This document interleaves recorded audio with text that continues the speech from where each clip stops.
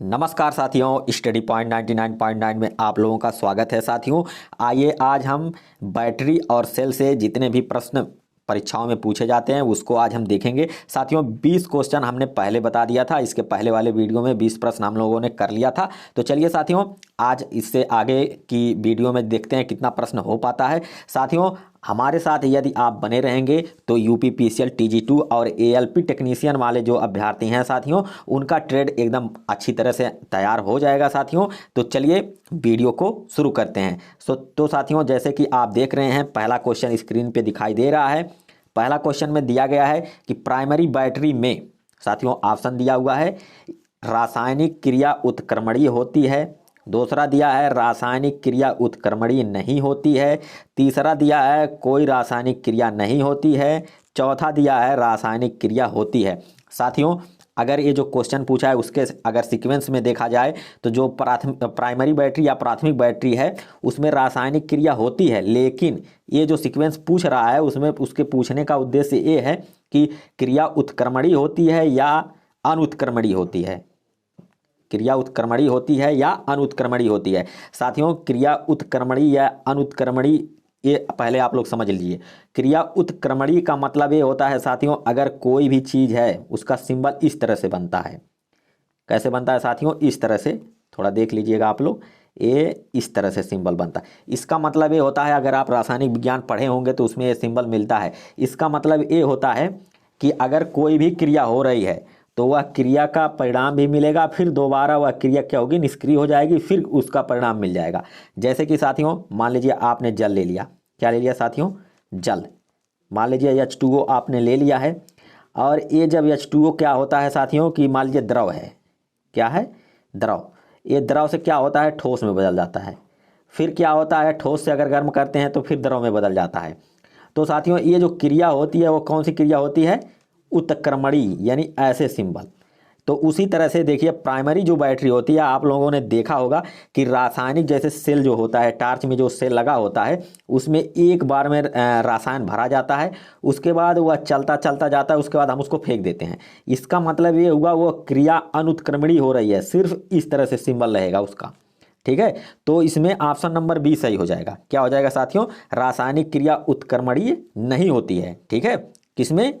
Primary battery में। अब same उल्टा सेकेंडरी बैटरी में आ जाइए। सेकेंडरी बैटरी जैसे कि आप लोग देखते हैं जिसे हम पुनः आवेशित करते हैं, जैसे कि घरों में इन्वर्टर लगा होता है या मोबाइल की बैटरी होती है, ये सब सेकेंडरी में आते हैं। तो इसमें क्रिया क्या होगा साथियों? उत्क्रमणीय होगा। क्यों? क्योंकि इसको हम तुरंत चार्ज करते हैं, फिर डिस्चार्ज होता है और फिर चार्ज कर देते हैं। ठीक है, तो इसमें क्रिया क्या होगी? उत्क्रमणीय होगी, यानी 22 का क्या सही हो जाएगा? ए नंबर ऑप्शन सही हो जाएगा। बाकी सारे के सारे क्या हो जाएंगे? गलत हो जाएंगे। लेकिन साथियों रासायनिक क्रिया भी होती है, अगर रासायनिक क्रिया नहीं होती तो क्या होता? आवेश, बैटरी आवेशित ही नहीं होती। चलिए ठीक है, अगला क्वेश्चन हम लोग देखते हैं 23 नंबर वाला क्वेश्चन। 23 नंबर वाला क्वेश्चन में पूछा गया है सेकेंडरी सेल का उदाहरण है। साथियों हमने पहले ही बता दिया था सेकेंडरी सेल वह सेल होती है जिसको हम लोग क्या करते हैं? पुनः आवेशित कर सकते हैं। तो अगर आपने वीडियो देखा होगा पहला वाला तो उसमें हमने बताए हैं लैंक्लासी सेल, ए शुष्क सेल और ए डेनियल सेल, ये सब प्राथमिक सेल हैं। लेकिन लेड एसिड सेल जो है वो कौन सा सेल है साथियों? द्वितीयक सेल है। लेड एसिड सेल में हम किस इलेक्ट्रोलाइट का प्रयोग करते हैं? किसका? H2SO4 का, यानी इसी का क्या नाम है? सल्फ्यूरिक एसिड है। इसी को हम सल्फ्यूरिक एसिड कहते हैं और इसी को आम भाषा में तेजाब भी बोला जाता है। क्या बोला जाता है साथियों? तेजाब बोला जाता है। एक चीज़ और जान लीजिए, लेड एसिड में इलेक्ट्रोलाइट और जल का मतलब H2O और H2SO4 का जो अनुपात होता है साथियों, जल का जो अनुपात होता है 3:1, यानी जल आपका 3 लीटर रहेगा तो सल्फ्यूरिक एसिड 1 लीटर होगा। इसी के अनुपात में क्या होता है साथियों? लेड एसिड बैटरी में इलेक्ट्रोलाइट का प्रयोग किया जाता है। चलिए साथियों अगला क्वेश्चन 24 नंबर क्वेश्चन देखते हैं हम लोग। इसमें क्वेश्चन में दिया गया है निम्नलिखित में से कौन कौन लेड एसिड बैटरी की सक्रिय तत्व हैं? साथियों इसको थोड़ा ध्यान से आप लोग पढ़िए। निकेल हाइड्रेटेड और लौ ऑक्साइड, बी दिया है लेड, ए दिया है, बी दिया है लेड पर ऑक्साइड। ए साथियों लेड पर ऑक्साइड होता है। क्या होता है साथियों? लेड पर ऑक्साइड। इसका जो सूत्र होता है हमने बताया है पहले ही, PbO2 और जो लेड होता है वो पीवी खाली होता है। ठीक है, तो ये जो आपका एक कैथोड बनता है यानी प्लस वाला कैथोड जिसपे प्लस चार्ज होता है, एक कैथोड प्लेट बनाई जाती है, इसका मतलब पॉजिटिव प्लेट, और लेड का क्या होता है, निगेटिव प्लेट बनाई जाती है साथियों। ठीक है, तो चलिए अगला ऑप्शन पढ़िए, मैग्नीज ऑक्साइड और कार्बन स्पंजी सीसा। साथियों 24 नंबर का जो है लेड परऑक्साइड और स्पंजी, ये सही हो जाएगा क्योंकि यही तत्व होता है जो प्लेटों में लगा होता है। जो बैटरी की प्लेट होती है उसी में लेड परऑक्साइड पॉजिटिव वाले लगा होता है, और जो शीशा होता है लेड खाली हो क्या होता है, निगेटिव वाले लगा होता है। और साथियों इसका रंग भी जान लीजिए, ये रंग कैसा होता है, भूरा होता है, और जब इसको चार्ज करते हैं तो क्या हो जाता है, चॉकलेटी कलर का हो जाता है। कैसा हो जाता है, चॉकलेटी कलर का, और ये क्या हो जाता है, स्लेटी कलर का रहता है। ठीक है, तो साथियों इसमें क्या सही हो जाएगा, ऑप्शन नंबर बी, ये स्पंजी शीशा जो दिया है, खाली शीशा नहीं होता है साथियों, दोनों रहता है, लेड परऑक्साइड और स्पंजी शीशा।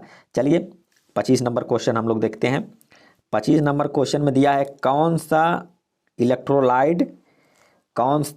इलेक्ट्रोलाइट लेड एसिड बैटरी में प्रयोग किया जाता है। साथियों हमने पहले भी बता दिया है।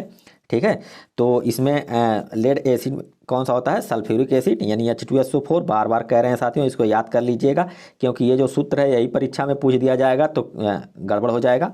तो चलिए शुरू करते हैं अगला क्वेश्चन, इसको जान लीजिए एक्वा रेजिया। साथियों ये एक्वा रेजिया जो है ये बहुत ही मतलब ऐसा घोल होता है, इसमें अगर सोना चांदी डाल दिया जाए तो वो गल जाता है साथियों। ठीक है, तो मैग्नीज ऑक्साइड, नाइट्रिक एसिड, ये सब सारे चीज़ आप लोग देख ही रहे हैं।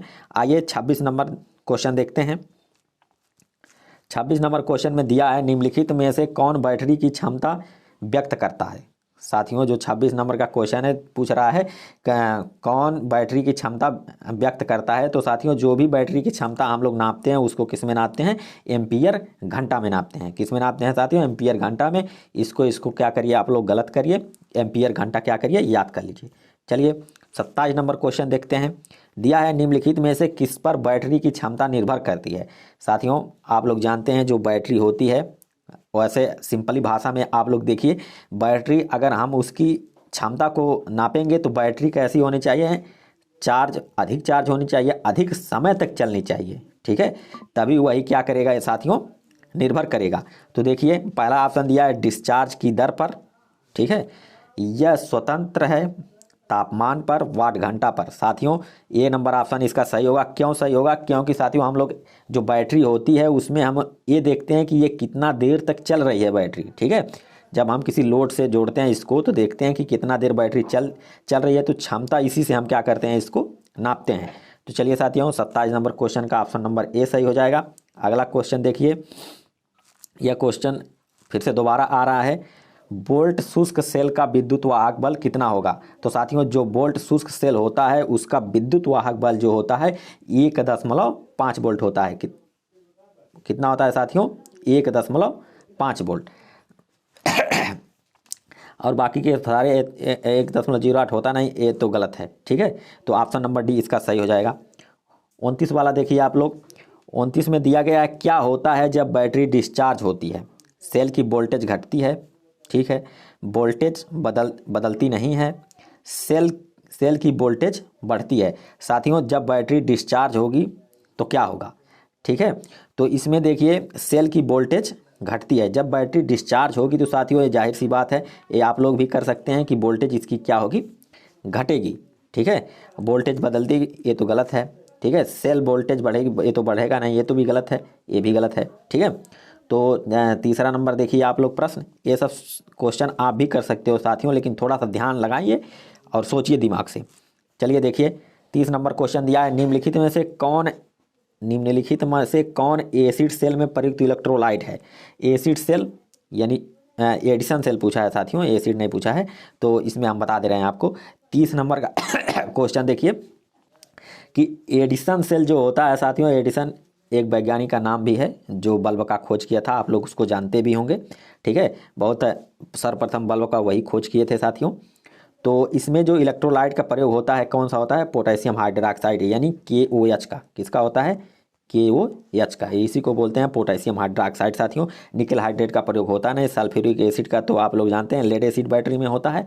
ठीक है, तो इसका ऑप्शन नंबर कौन सा सही हो जाएगा, बी हो जाएगा। आइए चलिए देखते हैं 31 नंबर क्वेश्चन। 31 नंबर क्वेश्चन में दिया गया है कि बोल्ट लेड एसिड सेल का औसत विद्युत वाहक बल। क्या पूछा है?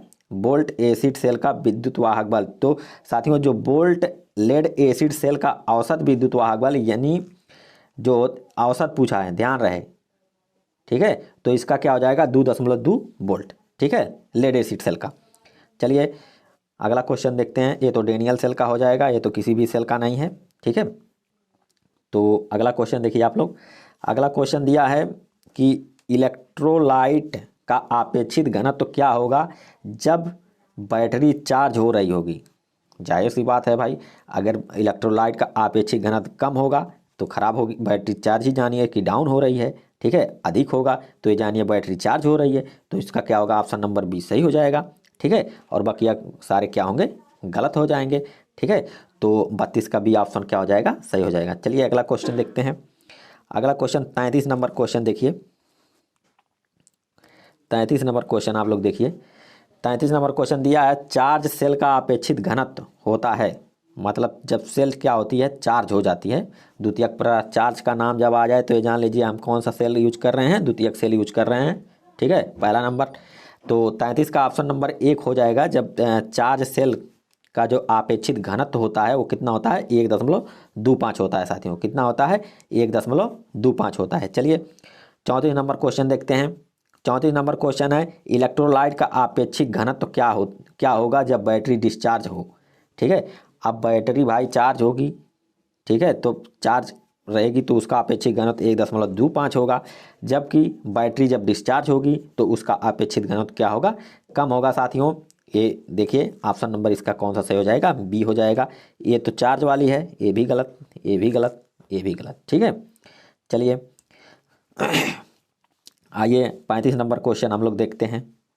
35 नंबर क्वेश्चन जो दिया गया है इसमें कि बैटरी के प्लेट का रंग कैसा होगा जब बैटरी डिस्चार्ज हो। साथियों हमने ये चीज़ पहले बता दिया आप लोगों को, बैटरी के प्लेट का रंग कैसा होगा जब बैटरी डिस्चार्ज हो। तो बैटरी का जो प्लेट होता है वो हमेशा क्या होता है साथियों, बैटरी का जो प्लेट होता है साथियों वो हमेशा कैसा होता है, भूरा होता है, ठीक है। तो आप लोग इसमें जो बैटरी अगर डिस्चार्ज हो जा रही है तो आप अगर ऊपर से देखेंगे तो वो सफ़ेद दिखेगा। कैसा दिखेगा साथियों, सफ़ेद दिखेगा। जब चार्ज हो जाएगी तो बैटरी चॉकलेटी दिखेगी, और जब मतलब जब बैटरी का प्लेट ही देखेंगे, ठीक है, प्लस वाला बैटरी जो होता है लेड पेरोक्साइड वाला PbO2 का, ठीक है, तो वो कैसा दिखेगा, भूरा ही दिखता है, ठीक है। अब आइए अब हम लोग अगला क्वेश्चन देखते हैं साथियों। तो चलिए अगला क्वेश्चन क्या करते हैं, चलिए साथियों 36 नंबर का क्वेश्चन देखते हैं हम लोग। जैसे कि देखिए 36 नंबर पूछा गया है कि बैटरी के धन प्लेट का रंग कैसा होगा जब बैटरी पूर्णतः चार्ज होगी। ये बात हमने पहले भी बताया है, तो आप वो लोग इसको एकदम बिंदास टिक करिए।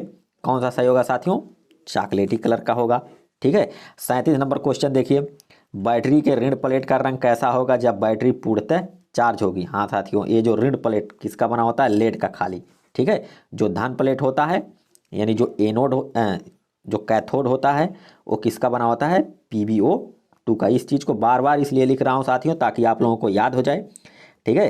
तो 37 का देखिए, तो ये जो होता है 37 वाला हमने इसको पहले भी जिक्र किया है, कैसा होगा, स्लेटी कलर का होगा। कैसा होगा साथियों, स्लेटी कलर का होगा। जब बैटरी पूर्णतः चार्ज होगी तब चॉकलेटी कलर का होगा, पीला हरा तो होता ही नहीं है, ठीक है।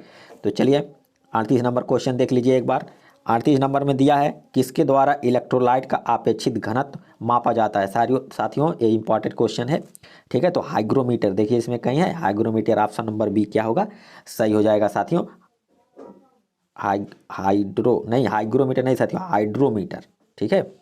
क्या होगा साथियों, हाइड्रोमीटर से क्या होता है, इसको हम लोग नापते हैं अपेक्षित घनत्व, क्या करते हैं, हाइग्रोमीटर और हाइड्रोमीटर में ध्यान दीजिएगा, क्योंकि ये हाइग्रोमीटर जो होता है ये इसको अब क्या मान लीजिए जो मौसम का जो होता है घनत्व उसको नापते हैं, ठीक है। तो आप लोग हाइड्रोमीटर को क्या करिए, याद कर लीजिए। चलिए 38 नंबर क्वेश्चन हो गया आप लोगों का। 39 नंबर देखिएगा क्वेश्चन। 39 नंबर क्वेश्चन देखिए। 39 नंबर में दिया है सेल्स को कैसे संयोजित करें ताकि उसकी एम्पियर क्षमता बढ़े। चलिए साथियों, अब आती है कुछ अच्छा सवाल, ठीक है।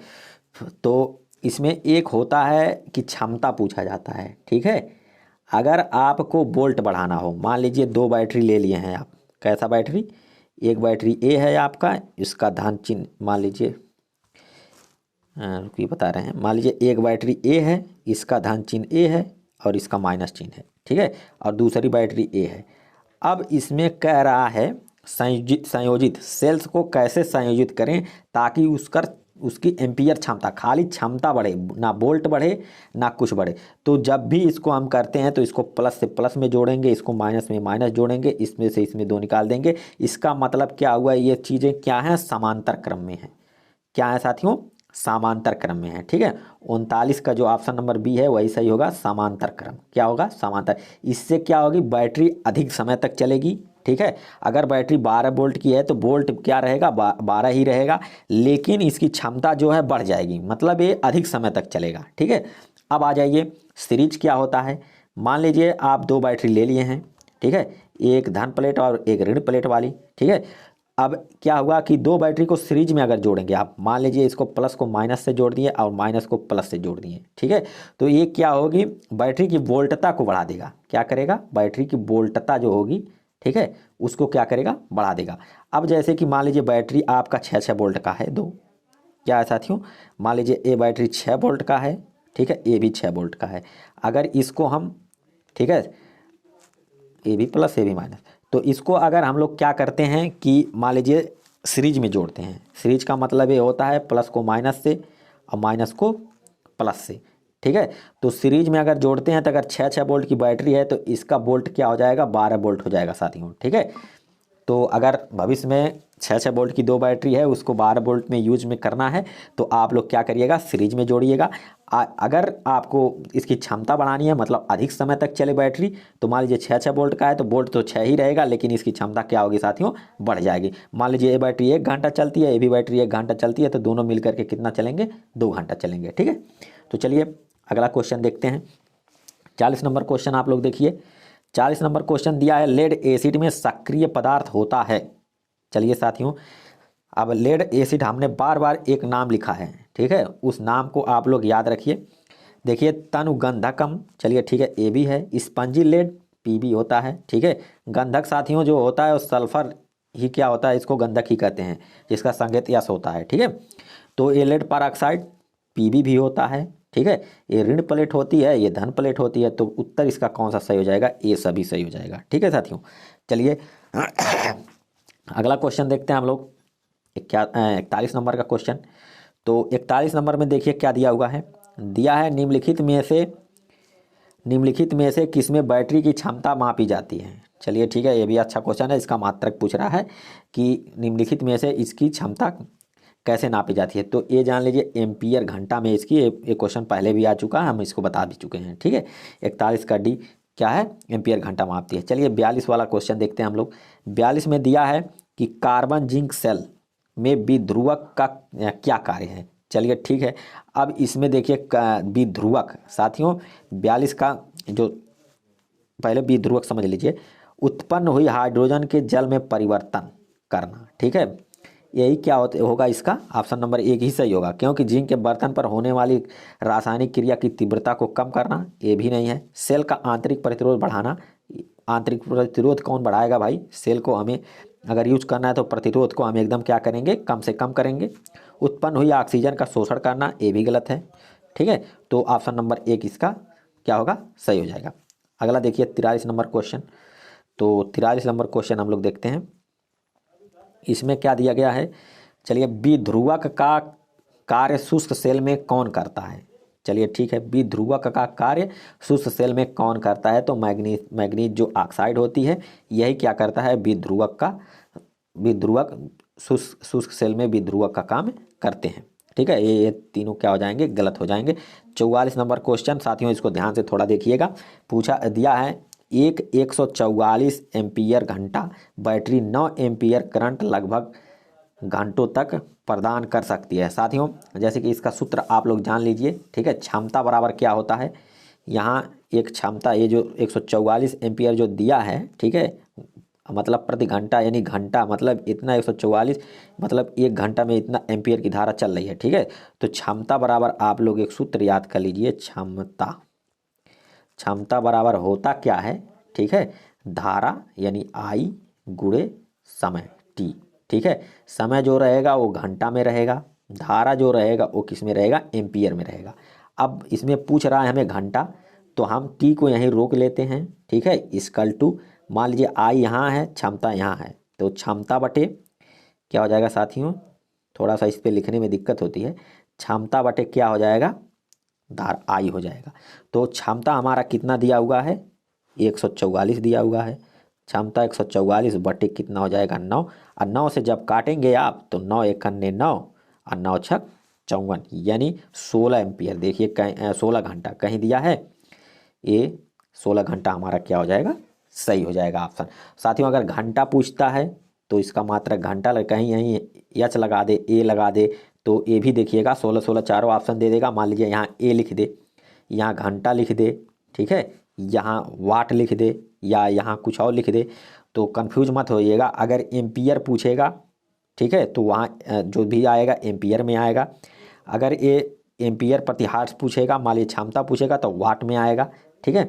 तो आप लोग इसको देखिए, ये जो 16 घंटा पूछा है तो क्या आ जाएगा, 16 घंटा हमारा, मतलब घंटा में पूछा है तो 16 घंटा इसका क्या होगा, आंसर होगा। चलिए 45 नंबर क्वेश्चन देखते हैं हम लोग। 45 नंबर क्वेश्चन देखिए आप लोग।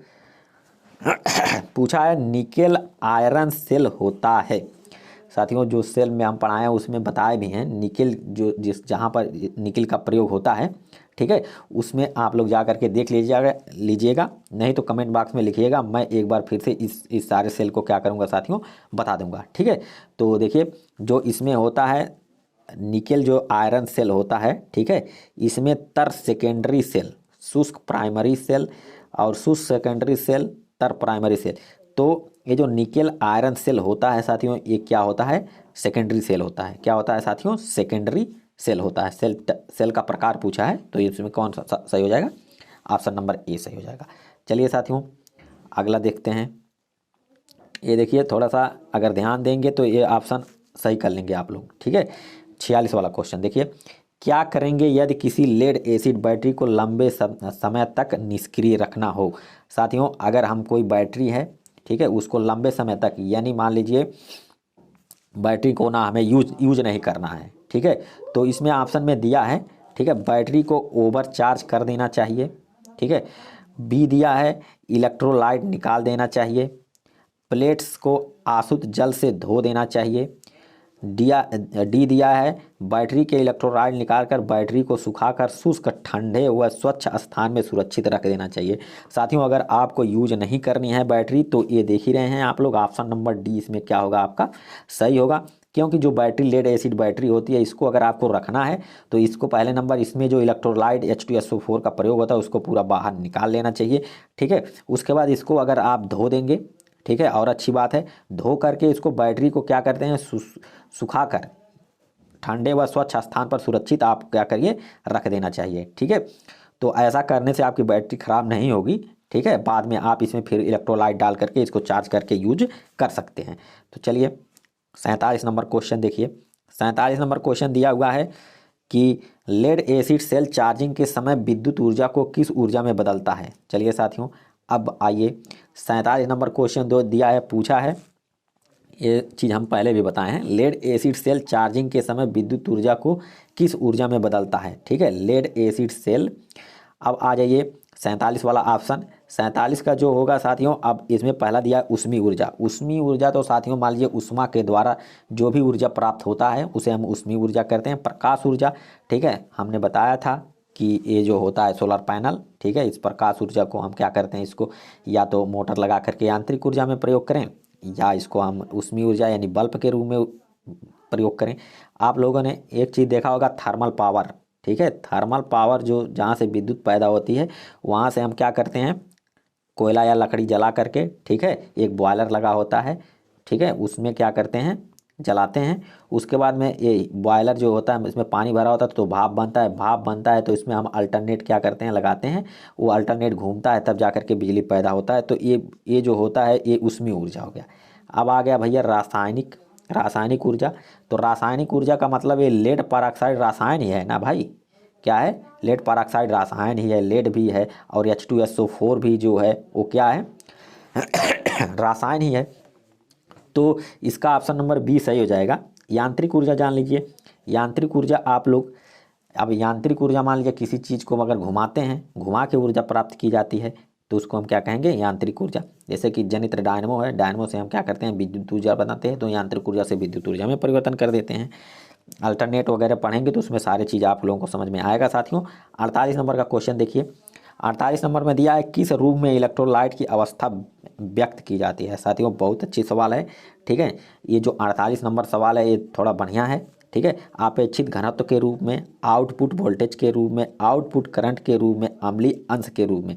तो साथियों अगर ध्यान से थोड़ा सा देखेंगे तो हम जब भी इलेक्ट्रोलाइट क्या करते हैं, नापते हैं, तो उसको हम क्या करते हैं, घनत्व के रूप में ही नापते हैं। तो चलिए साथियों अब अगला क्वेश्चन देखेंगे।